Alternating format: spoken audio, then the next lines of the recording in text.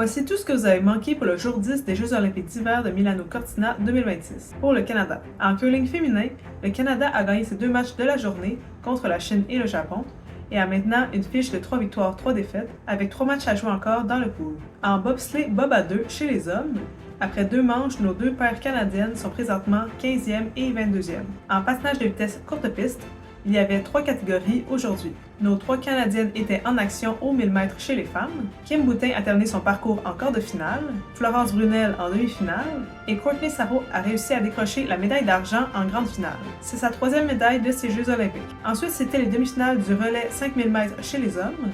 Notre équipe canadienne a terminé au premier rang de sa course et sera de la grande finale ce vendredi 20 février. Aussi, il y a eu les qualifications aux 500 mètres chez les hommes. Nos 3 Canadiens, William Danginou, Steven Dubois et Maxime Laoun, se sont tous qualifiés pour les quarts de finale de ce mercredi 18 février. En curling masculin, le Canada a gagné son match d'aujourd'hui contre la Tchéquie et a maintenant une fiche de 5 victoires, 1 défaite, avec encore 3 matchs à jouer. En bobsleigh monobob chez les femmes, nos 2 Canadiennes ont terminé la compétition au 6e et 13e rang.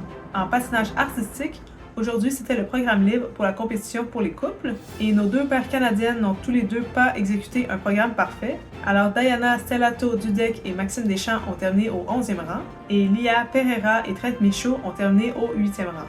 Et le couple japonais champion du monde en titre ont très bien rattrapé leur 4e place de la veille avec un programme plus que parfait pour enfin décrocher la médaille d'or. Maintenant pour la finale en ski acrobatique Big Air chez les femmes, le Canada a terminé 6e avec Naomi Urness et également à la première marche du podium avec les 2 sauts incroyables de Megan Oldham. Étant dernière à s'élancer dans l'ordre de passage, elle savait déjà qu'elle était championne olympique avant même son 3e saut. C'est la 2e médaille d'or pour le Canada dans ces Jeux et également la 11e en tout. Et pour terminer, en hockey féminin, le Canada a gagné sa demi-finale contre la Suisse, mais avec un résultat beaucoup plus serré que prévu, par la marque de 2-1, et c'est Marie-Philippe Poulin, la capitaine, qui est de retour, qui a fait les 2 buts pour le Canada. Elles affronteront leur rival de toujours, les Américaines, pendant la finale de ce jeudi 19 février. Voilà, c'est tout pour aujourd'hui.